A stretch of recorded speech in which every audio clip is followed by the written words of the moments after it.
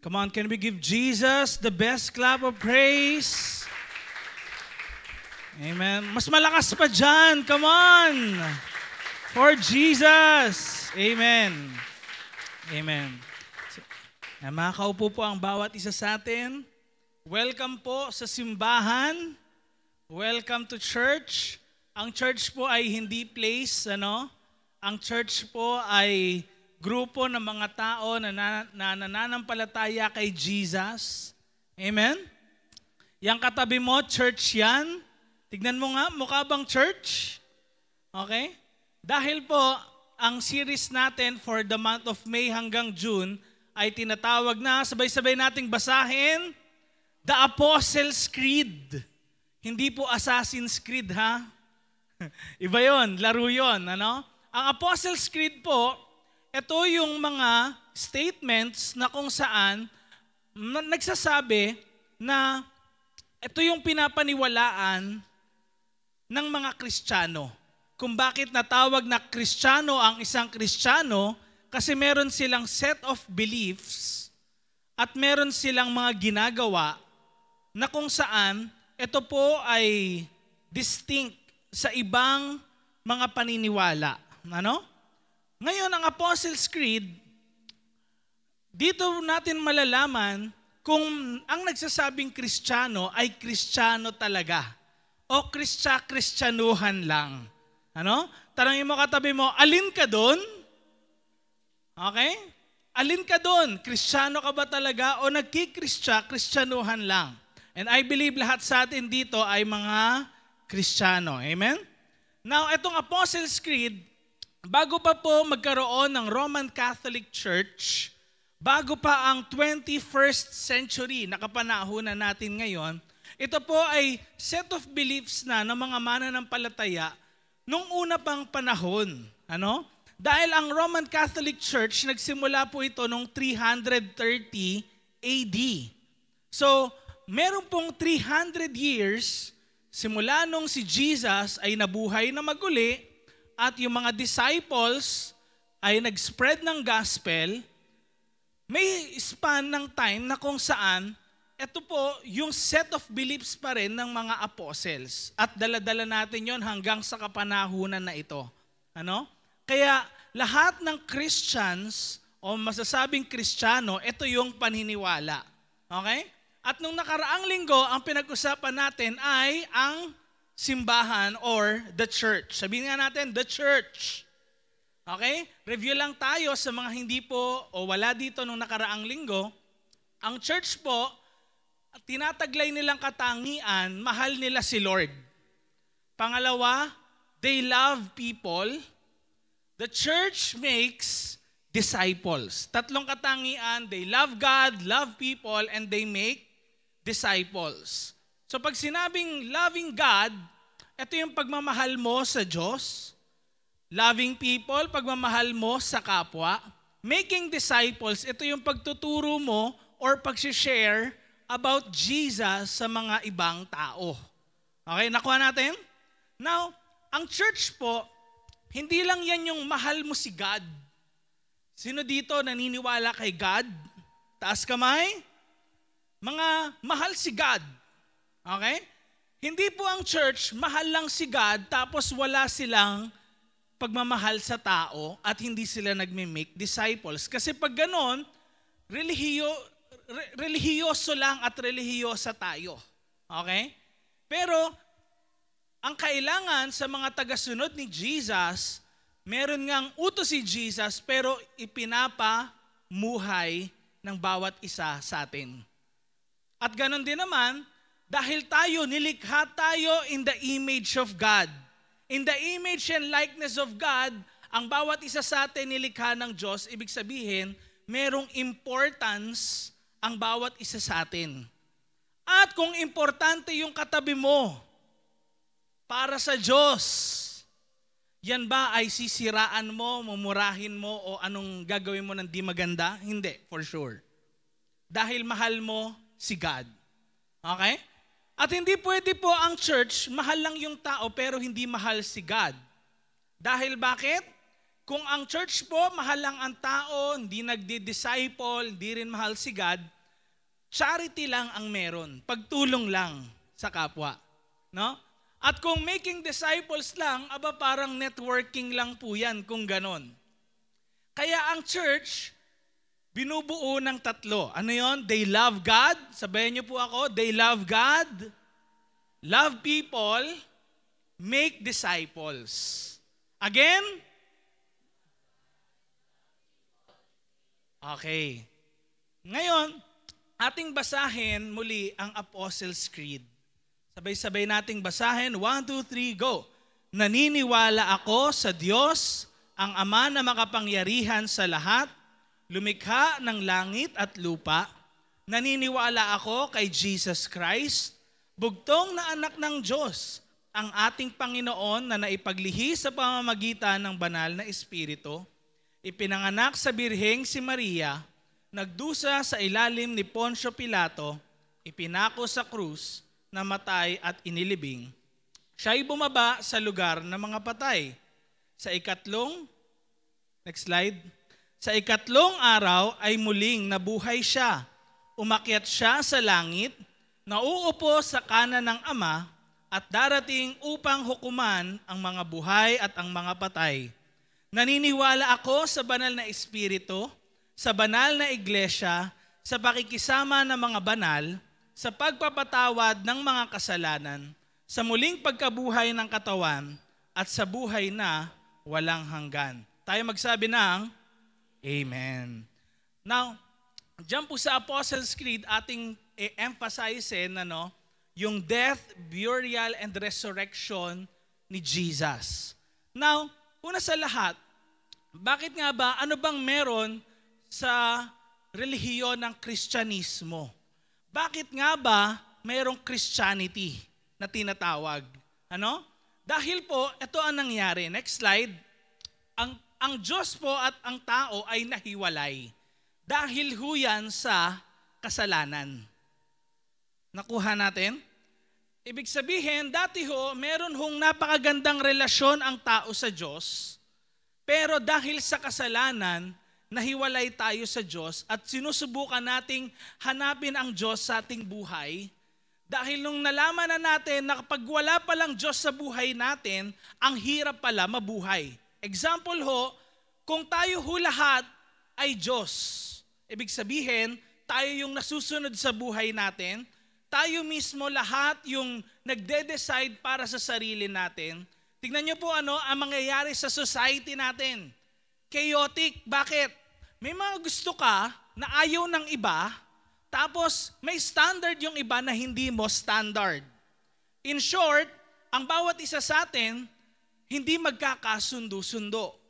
Kasi kailangan merong someone above us na magde-decide kung ano ba yung tama at ano yung mali. Nakuha natin? And that is why sa isang society na walang Diyos sa buhay nila, they will just do what they want, what they think they want. Tapos kahit makasakit sila ng kapwa nila, okay lang. Basta makuha nila yung gusto nila. And that, my friends, yung pagkakahiwalay natin sa Diyos. Now, ano po yung ginawa ni Jesus Christ? Next slide please. Ano yung ginawa ni Jesus Christ para sa atin? Ito yung ating topic. Again, basahin natin. Death, burial, and resurrection of Christ. Si Jesus po ay namatay, inilibing, at muling nabuhay. Kanina po sa communion natin, of course, naitopic natin yung tungkol sa communion na inaalala natin yung ginawa ni Christ para sa atin. Pero the same book din po, or the same letter ni Paul, nagsulat siya sa Corinthians in chapter 15 verse 3 and 4. Ang sabi, tignan niyo po, ang sabi ni Paul sa mga Christians sa Corinth, binigay ko sa inyo itong pinakamahalagang mensaheng tinanggap ko rin. Tinanggap to ni Paul na mensahe na ano daw? Ano yung mensahe na yon? namatay si Christ para sa mga kasalanan natin. Gaya ng nakasulat sa Scriptures. Nilibing siya at binuhay ulit nung pangatlong araw. Gaya ng nakasulat sa Scriptures. Now, tignan natin maigi ang ginawa ni Christ. Namatay daw si Christ para daw saan? Sa kasalanan natin. Now, ang Christianity po, kung merong talagang gustong mag-pursue ng justice, pag sinabing justice, fairness. Ano? Pag sinabing fairness, kung ano yung ginawa mo, merong equal yun na katumbas. Okay? Para bang law yun ng merong action, tas merong opposite reaction. So in short, sa mga kasalanan natin lahat, merong kabayaran. At wag natin isipin na yung mga nagawa nating kabutihan, yun yung makakapagbayad sa mga kasalanang nagawa natin. Parang ganito ho, ay, nakapagsinungaling ka sa nanay mo. Tapos, nung nakapagsinungaling ka, syempre, di ba, ano nangyari? Nag-sorry ka. Tapos gusto mong suklian, para matakpan yung kasalanan na yon, gagawin mo, ay, paglulutuan ko yung nanay ko. Di ba? Para matakpan mo yung kasalanan mo. Ang iniisip natin, ganun yung nagagawa ng mga mabubuting gawa natin. Na natatakpan yung kasalanan na nagawa natin. Pero sa totoo lang, hindi po yun pwedeng mabayaran ng mabubuting gawa yung mga nagawa mong kasalanan. Kasi yung kasalanan, hindi siya equal ng good works. Kasi yung kasalanan, dapat pagbayaran. Nakuha ho natin na meron siyang mabigat na dapat kapalit. Kaya kapag ikaw gumawa ka ng masama, ano nangyayari? Ano mangyayari kapag pumatay ka? Ikaw ay makukulong. Sa ibang bansa, ano mangyayari? Pag pumatay ka, death penalty. Di ba? Pero sa madaling salita, meron pa ring mga kapalit. Ano? At kahit gumawa ka ng magandang bagay, yung pagpatay mo ba na yun? Bumuhay ka naman. Ganon ginawa mo. Diba? Doktor ka, nakapatay ka, tapos bumuhay ka ng patay. So dahil ba bumuhay ka ng patay, lalaya ka na? Ganon ba? Kung mapansin nyo, hindi siya nagja-jive in. Kasi hindi kayang mabayaran talaga ng mabubuting gawa ang kasalanan. Example na lang ikaw Tayo.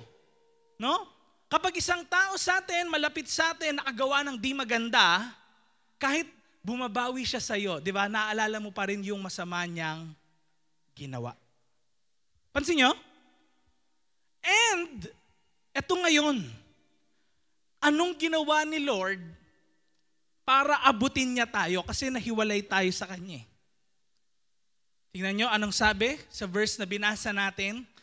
Namatay si Christ. Sabay-sabay natin ulit basahin. 1, 2, 3, go. Namatay si Christ para sa mga kasalanan natin. Kailangan merong kapalit. Si Christ po ay hindi tao lang. Kasi kung tao lang ang nagbayad sa ating mga kasalanan, hindi pwede. Dahil lahat ng tao makasalanan. Lahat tayo nakakagawa ng kasalanan, kamalian. Oo nga, nakakagawa ka ng mabuti pero nakakagawa ka rin ng kasalanan. Ang kailangan na pwedeng magbayad lang ay yung walang kasalanan. Nakuha ho natin? Kaya kung lahat tayo may pagkakautang, hindi pwedeng yung may utang magbayad ng utang mo. Kailangan yung walang utang. Nakuha ho natin? And that is the love of Christ sa bawat isa sa atin. Kaya, number 1, the death of Christ, ang kamatayan ni Christ. Ito actually, yung end point na kung saan sa ministry ni Jesus, oo nga, nagpipreach siya ng gospel. Nagpipreach siya about the kingdom of God. Pero after the 3.5 years ng ministry niya, eto na ngayon yung nangyari sa kanya. Akala ng mga tao, magiging conqueror siya against the Roman invaders nung time na yon. Akala ng mga Jewish people, ganun yung mangyayari. Pero si Jesus pala ay mamamatay. Now, yung death ni Jesus, alam niyo po ba na ang death niya ay hindi po magandang image sa mga tao. Kasi kapag pinako sa krus ang isang tao, yun po ay sinumpa. Ibig sabihin, merong curse sa buhay mo at sa pamilya mo kapag sinumpa yung taong yon. At kung malapit ka sa kanya, ganun ka rin. Okay? At napapahiya lahat ng nakapako sa cross. Kasi hindi yan yung nakikita lang natin na figures na minsan may nakapakong tao sa krus, tas ang linis-linis ng katawan niya. Hindi ganun noon. In history, hubot-hubad ang nakapako sa krus. And puno ng sugat si Jesus dahil pinalo rin siya ng katad. Alam niyo yun? Yung pag pinalo ka, sumasama yung laman pag hinatak. No? So just imagine that pain that Jesus bear sa bawat isa sa atin. Now, yung bagay na yon, kaya yun ginawa ni Christ dahil yun ay nasa plano ng Diyos. Ang plano ng Diyos ay iligtas ang bawat isa sa atin. Ikaw at ako. Dahil nga walang taong walang kasalanan. Sabi mo sa katabi mo, di ba? May kasalanan ka? Anong sabi? Sino daw wala? Ano? Ito po yung tinatawag na prophetic fulfillment. Sabihin nga natin, prophetic fulfillment. So ito po yung pangyayari o kaganapan na naganap eksakto o halos eksakto sa kung paano ito inilarawan sa Old Testament. So, makikita nyo po, pag nagbukas kayo ng Bibles nyo, may Old Testament and then merong New Testament. Okay? Yung Old Testament, hindi po yun yung parang, ay luma na, itapon na, o wag nang basahin. Hindi po yun ganon. Okay? At yung New Testament, ay eto na lang babasahin ko. Hindi po ganon. Ano? Pag sinabing Old Testament, merong promise kasi si Lord before sa bansang Israel. And New Testament, meron siyang bagong covenant or promise sa lahat ng mga susunod sa Kanya. Now, sa Old Testament, dun pa lang, dahil masuwayin ang bansang Israel sa Diyos na buhay, ayaw nilang manampalataya kay Lord. Ayaw nilang mahalin si Lord ng buong puso nila. Gusto na ni Lord magkaroon ng plano na magkaroon ng bayan na ibang mga tao na kung saan magdadala ng mga tao papalapit sa Kanya. Kaya in the New Testament, makikita natin na si Jesus at yung mga disciples niya nag-go and make disciples, ibig sabihin nag-share ng gospel, pinalaganap ang gospel para sa ganun maraming mga tao makakilala kay Jesus at maligtas ang buhay. Now, sabi sa Isaiah 53, ito yung prophecy na yon. Tignan nyo, no? Verse 5. Sabay-sabay nating basahin. 1, 2, 3, go. Pero nasugatan siya dahil sa mga atraso natin. Binugbog siya dahil sa ating mga kasalanan. Gumanda ang kalagayan natin dahil sa paghihirap niya. Dahil sa mga latay niya, gumaling. Now, tignan nyo, no? Ang sabi, gumanda daw ang kalagayan natin dahil sa paghihirap niya. Sino yun? Anong gumanda yung buhay? Baka iniisip mo, wala naman pong nagbago sa buhay ko, ganun pa rin, kapos pa rin. Hindi ho yun yung tinutukoy doon. Sinabi hong gumanda yung kalagayan, ibig sabihin, yung kasalanan, yun ho yung tinanggal sa bawat isa nung namatay si Christ. Dahil meron nagbayad ng kasalanan mo. Kasalanan ko, kasalanan nating lahat. Nakuha nyo ho? Na merong dapat ikaw yung magdudusa dun sa kasalanan mo na yon, may ibang nagbayad para sa'yo. Walang iba kundi si Jesus Christ.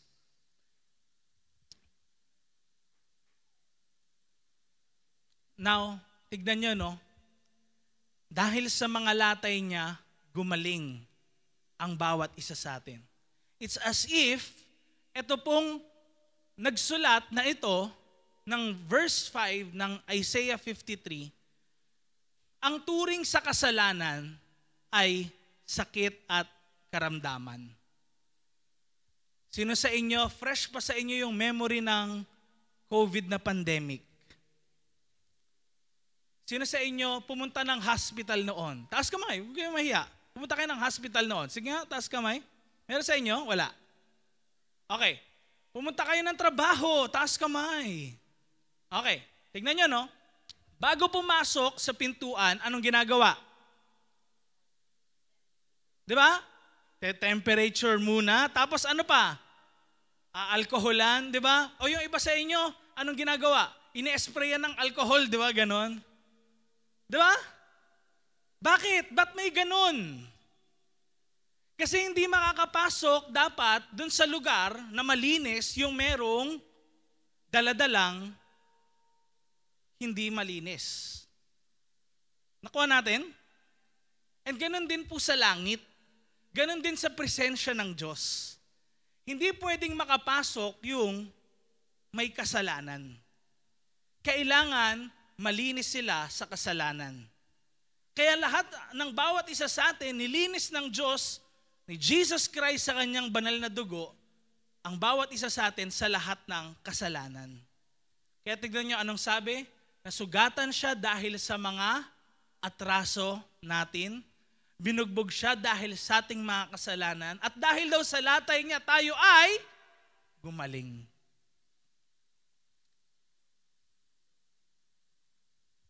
Kaya ho, ang ginawa ni Jesus sa atin, hindi dahil niisip lang natin, mahal tayo kasi ni Lord, kaya niya ginawa yun. It was actually dahil fair siya. Just siya. And ang kapalit o kabayaran sa kasalanan, kailangan merong mamatay. Ang kabayaran ng kasalanan ay kamatayan. Romans chapter 6 verse 23. Romans 5 ang sabi, pero pinakita ng Diyos kung gaano niya tayo kamahal. Tignan nyo, pinakita ng Diyos. Paano pinakita ng Diyos? Makasalanan pa tayo nung namatay si Christ para sa atin.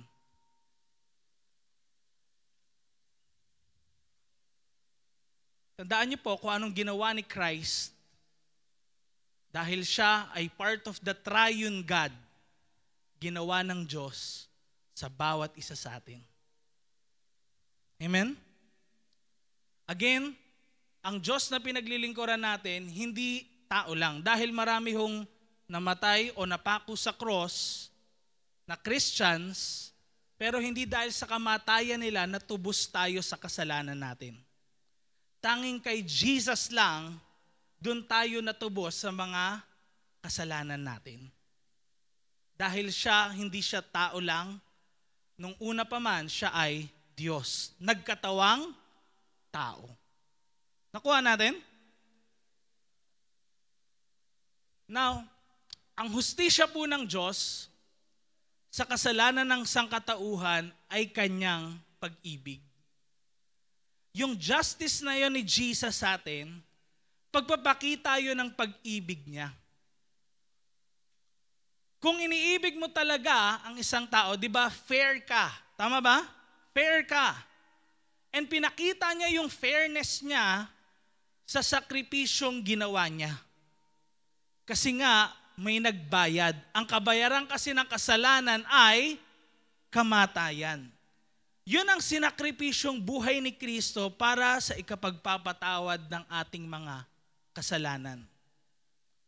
Kaya, di ba si Jesus, nung napako sa cross, nagsabi siya, Father, why have you forsaken me?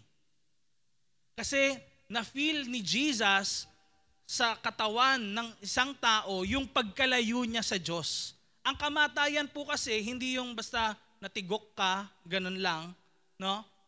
Ang kamatayan ay separation. Sabihin nga natin, separation. Pagkakahiwalay. In short, kung sa presence ni God, puro peace, joy, love, happiness, hope, yun ang meron sa presence ni God. Kabaliktaran kapag nahiwalay ka sa Diyos. Anong meron? Fear, anxiety, depression, hopelessness. Yun ang kabaliktaran nang wala sa presensya ng Diyos. Now, kaya ngayon, nung binayaran yun ni Christ sa bawat isa sa atin, meron na tayong ngayong chance na magkaroon ng malapit na relasyon sa Diyos. Sabi sa 1 Peter 2, verse 24, pinasan ni Christ doon sa krus ang mga kasalanan natin para makalaya tayo sa kasalanan at mamuhay tayo na ginagawa kung ano ang tama. Dahil sa mga sugat niya, kaya tayo gumaling. So makita na naman natin, yung parang figure ng sumulat nito na si Peter, pagdating sa kasalanan ay parang sakit. Ano? Hindi nakikitang sakit. At ngayon, gumaling tayo dahil sa ginawa ni Christ sa atin. Tayo ngayon ay malaya nang makakalapit kay Lord dahil nilinis niya tayo sa ating mga kasalanan. Binayaran niya yun sa iyo at sa akin. Amen? Palakpakan naman natin si Lord. Number 2 ay the burial of Christ. Now, noong unang panahon po, wala na po kasing lamay. Ganon, na nakikita pa yung ataul, ganyan. Hindi ho ganon 2,000 years ago. At lahat ho ng napapako sa krus, diretso na yon sa libingan. Ganon ho ang nangyayari. No? But, the thing is, yung death ni Christ, kung napaka-important to, kasi sa atin, di ba, madalas kapag sinabing death, negative yung iniisip natin. Pero in this case, naging positive yung death kasi mayroong nagbayad sa kasalanan natin. And yung pagpapatunay na namatay siya ay merong burial. Anong sabi ng John chapter 19? Simulan natin verse 38. Sabay-sabay nating basahin.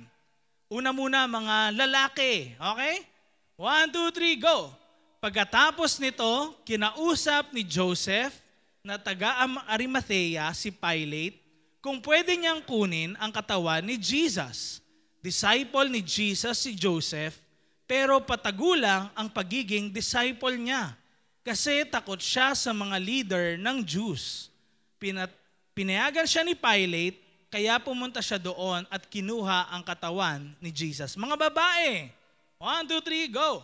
Kasama ni Joseph si Nicodemus.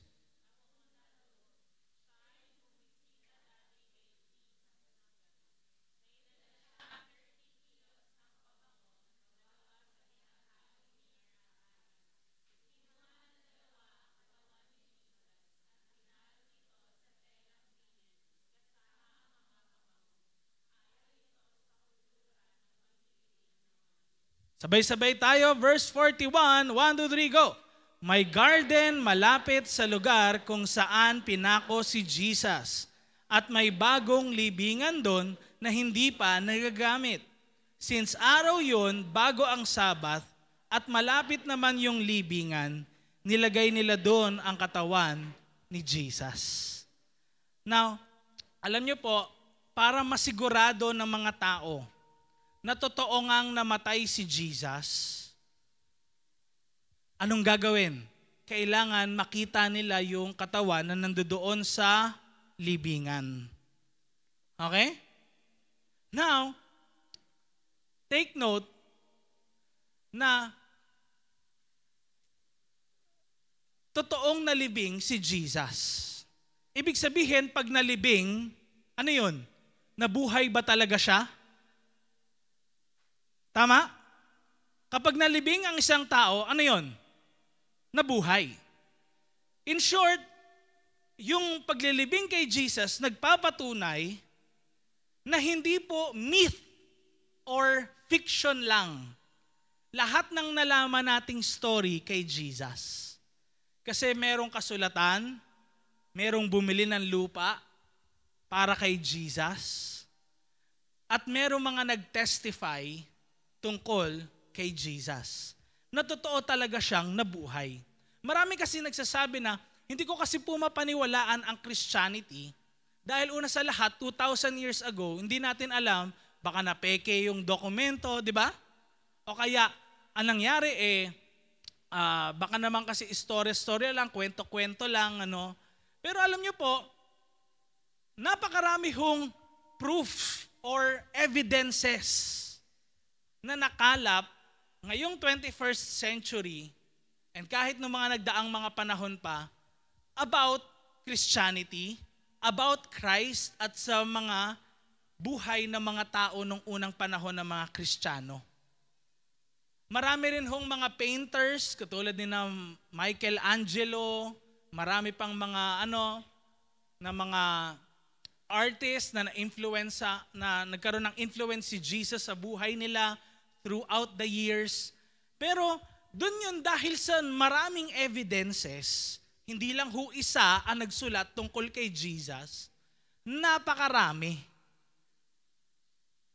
Again, madami. Kung i-compare po kay Emperor Augustus nung panahon na yon, na siya yung emperor nung time na si Jesus ay namatay, mas marami pa ho yung evidences or manuscripts na nakuha sa panahon ngayon kung i-compare dun sa panahon sa tao na emperor nung time na yon. Alam niyo ho, lahat ng mga manuscripts na kung saan nagpaulit-ulit, di ba, ganun kasi nangyayari. Every year, sinusulat ulit para kapag yung papel tumigas or madaling mapunit, no, gagawin, kokopyahin na naman, ang kokopyahin, ganyan.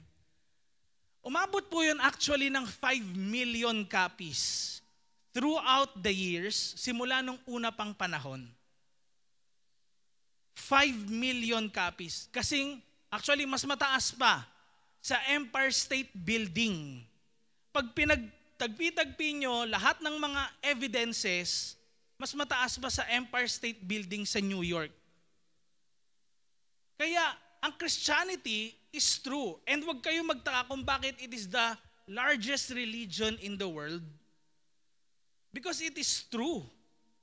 Hindi yun gawa-gawa lang. Because it is true. Christianity is true.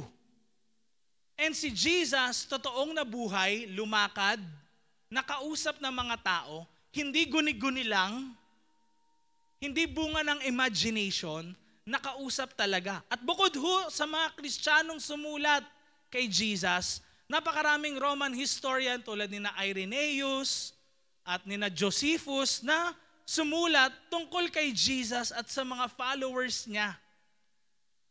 So in short, yung nabubuhay na Jesus or historical Jesus, totoong nabuhay 2,000 years ago. At totoo rin na namatay. Nakuha natin? Now, of course, namatay nga si Jesus, pero hindi doon natapos. Siya po ay muling nabuhay.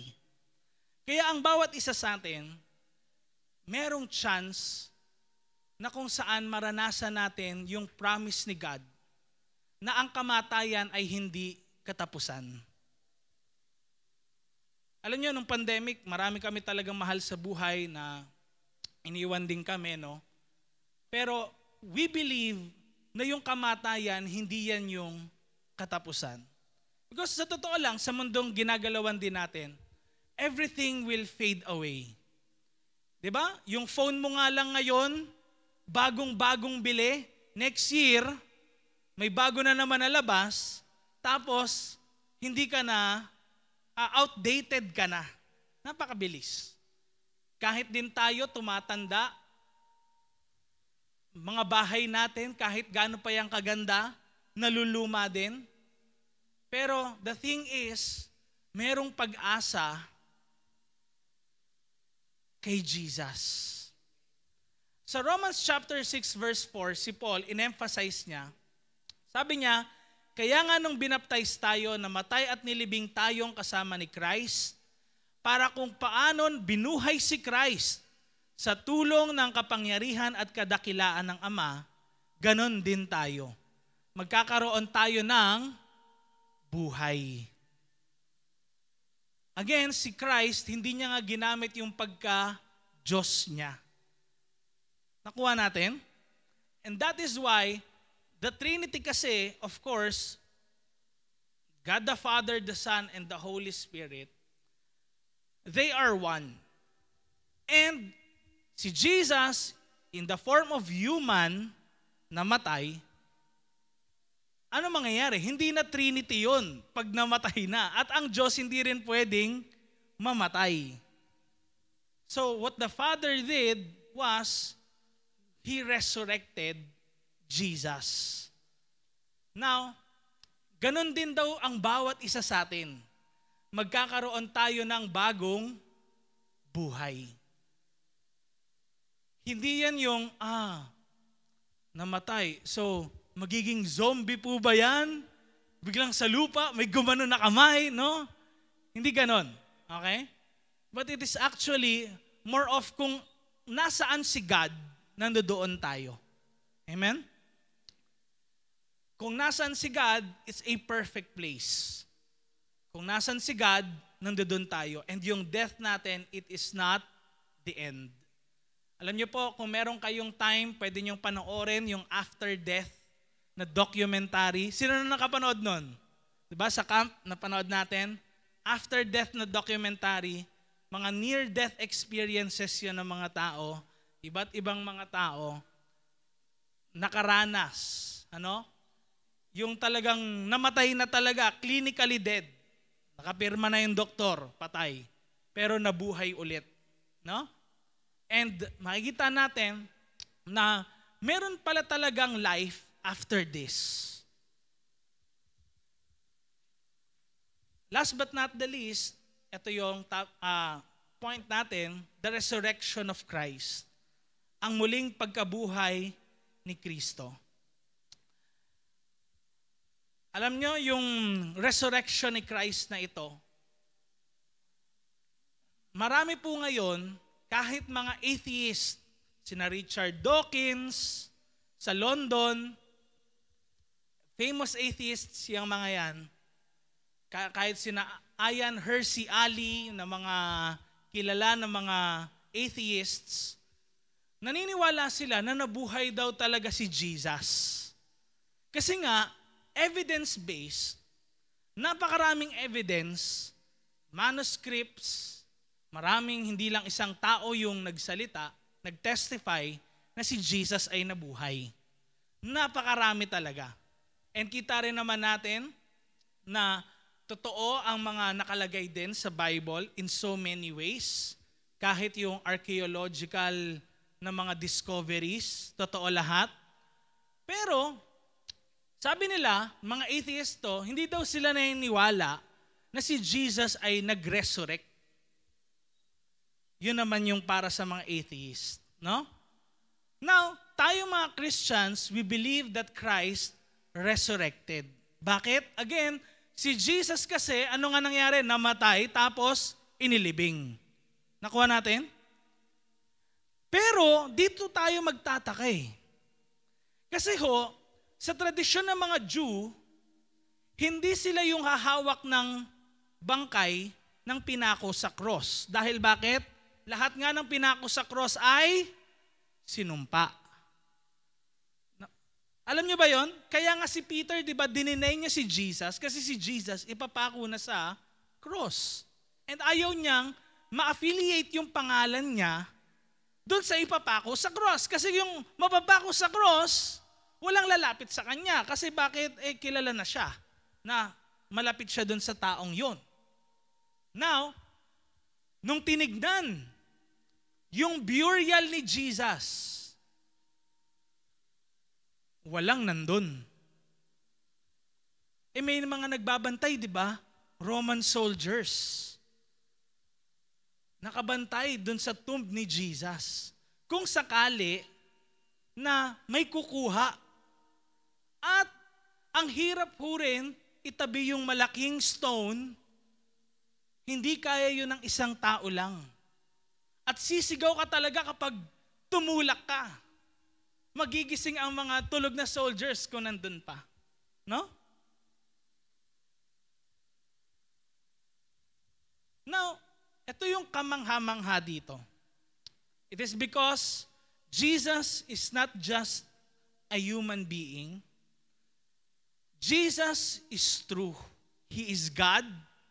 And hindi pwede siyang i-overcome ng death. Ngayon, yung muling pagkabuhay ni Jesus, simbolo ito ng pagtatagumpay ni Kristo laban sa kamatayan. Sinisigurado na ang kamatayan ay hindi katapusan at tayong lahat ay may buhay na walang hanggan kasama siya. Kaya yung si Paul, nung sabi niya sa Corinth, sa 1 Corinthians chapter 15 verse 55. Sabi niya, tingnan niyo, ano sabi? Nasaan o kamatayan ang tagumpay mo? Sa English niyan, actually, O death, where is your sting? No? Nasaan o kamatayan ang kamandag mo? Verse 56, galing sa kasalanan ang kamandag ng kamatayan. At galing sa law ni Moses ang kapangyarihan ng kasalanan. Ano ibig sabihin ng kapangyarihan ng kasalanan? Again, ang standard na nagbibigay kung ano ba yung tama at mali ay sino? Si God. And yung law ni Moses, hindi gawa ng tao, gawa ni God. Para sundan ng mga tao, ng lahat ng sumusunod sa Kanya. In short, merong justification sa kasalanan na ginawa mo pag hindi ka sumunod sa law ni Moses. Pero, dahil nga tayo hindi makasunod dun sa law ni Moses, merong kabayaran ang kasalanan. Kaya lang, ngayon hindi na natin pwedeng pagbayaran yung kasalanan dahil kay Jesus Christ na nagbayad nun para sa iyo at sa akin. Nakuha natin? Nakuha natin? Philippians chapter 3. Kaya tignan niyo si Paul. Grabe na lang yung kagustuhan niya. Ang sabi ni Paul, ito lang ang gusto ko. Ang makilala si Christ at ma-experience ang kapangyarihan ng muli niyang pagkabuhay. Ang makishare sa paghihirap niya at mamatay ding kagaya niya. Kasi umaasa akong bubuhayin ako mula sa kamatayan. Mga kapatid, maganda nga na meron tayong maipundar dito sa lupa. Tama ba yon? Magandang magkaroon ka ng achievements, magkaroon ka ng magandang trabaho, may ma-build ka na bahay, makabili ka ng sasakyan o ano man yan, makapagbuo ka ng family.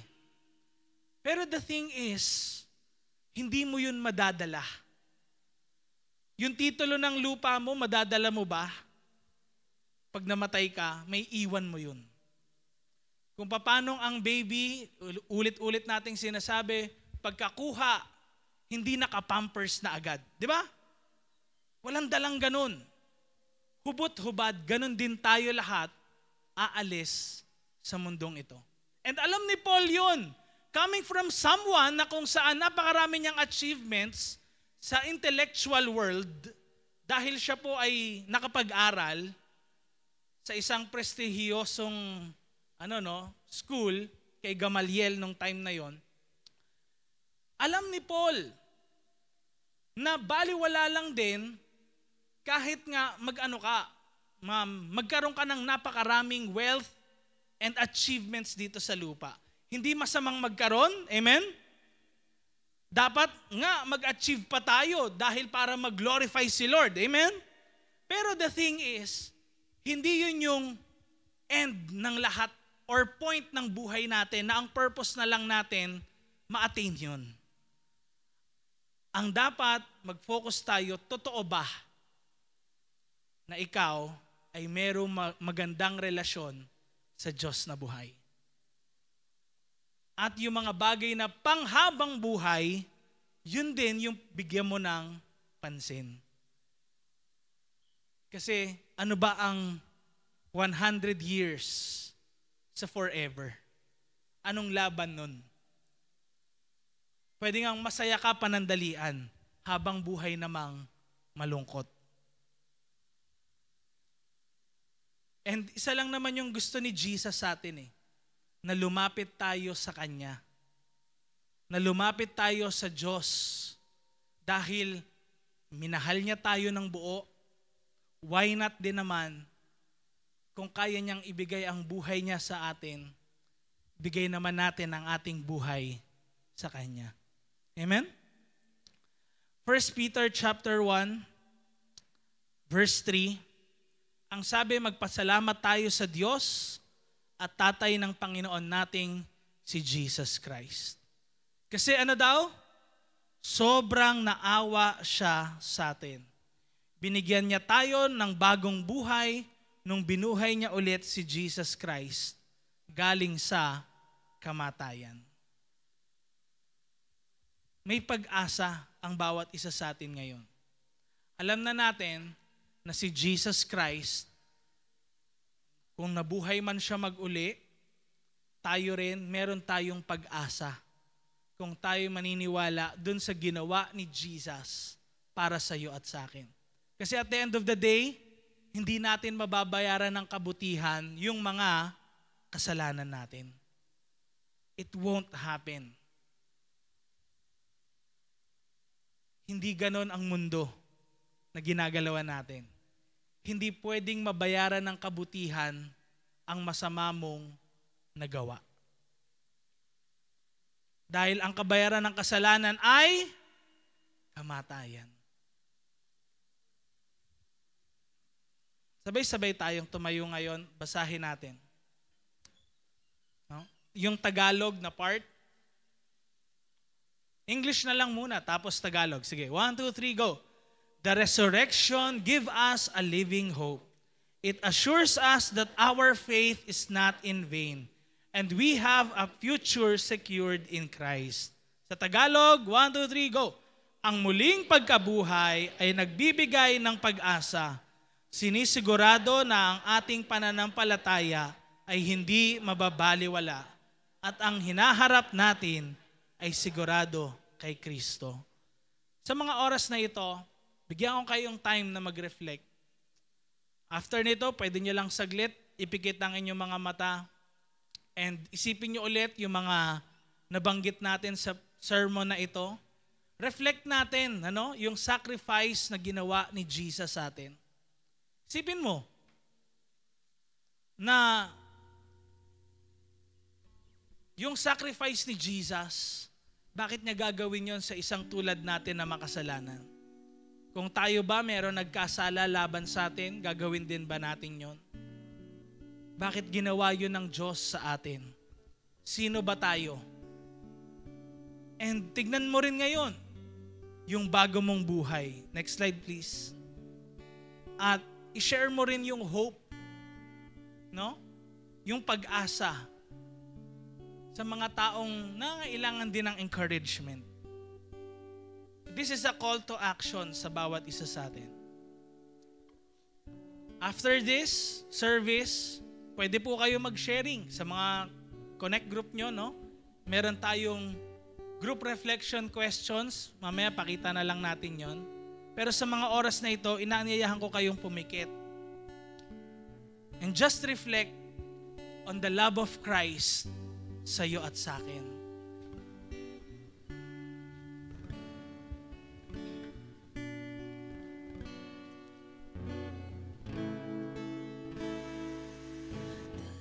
Sa pag-ibig mo, si Jesus inalay mo, ang magtiwala sa Kanya ay may buhay na walang hanggan. Dahil sa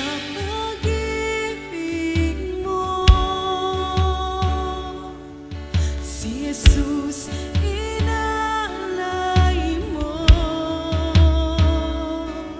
ang magtiwala sa Kanya ay may buhay na walang hanggan. Come on, sing with your voices.